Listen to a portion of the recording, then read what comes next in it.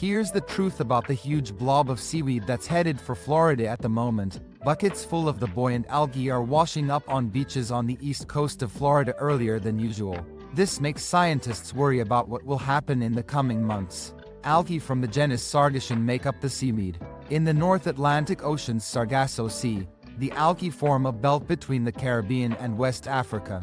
They then ride the currents west. Scientists say that reports of a huge mass of seaweed hitting the coast are exaggerated because Sargassum algae are spread out across the ocean and most of it will never reach the sandy shores of the coast. But in recent years, so-called Sargassum blooms have been bigger than they used to be. Local people say that when seaweed washes up on beaches and starts to rot, it can cause a lot of trouble. 2018 was the record year for Sargassum counts in the Atlantic Ocean, says Brian Lapland, an oceanographer at Florida Atlantic University who has studied seaweed for more than 30 years. This is the new normal, so we'll have to get used to it.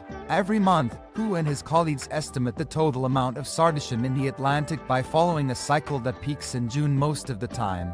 The amount of seaweed in the Atlantic broke a record last year. About 22 million metric tons of it were found all over the ocean, which is the most that has ever been found. Hu says that his team thought there was about 6 million metric tons of Sargassum in the Atlantic in February, and he's sure that number will be higher in March.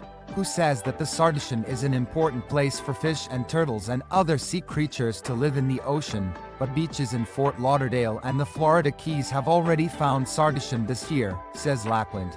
The seaweed can be a problem on beaches. He says that the algae there rot and release chemicals like hydrogen sulfide gas, which smells like rotten eggs. The gas can also give people headaches and make their eyes, nose, and throat hurt when they breathe it in. The Florida Department of Health says that people with asthma or other breathing problems may feel the effect more. This is pretty early in the Sargassum season to see this much coming in, so I think that's also adding to some of the worry about what's to come, says Lapland, who says that the amount of Sargassum can't be predicted more than 2 or 3 months in advance. This means that the summer peak for this year can't be predicted yet. Researchers thought that this year might have a lot of seaweed because even during the winter, there was more of it than usual, and in the last few decades, the Atlantic has consistently made a lot more Sargassum than it ever has before. Lapland says that the high levels of Sargassum in recent years are probably caused in part by nutrient-rich water that runs off the land into rivers and then into the ocean,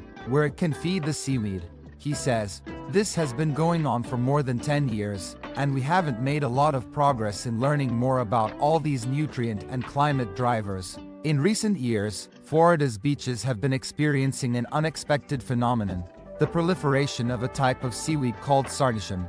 While this seaweed is native to the Atlantic Ocean, the amount of Sargassum washing up on Florida's shores has reached unprecedented levels, causing problems for beachgoers, local businesses, and the environment.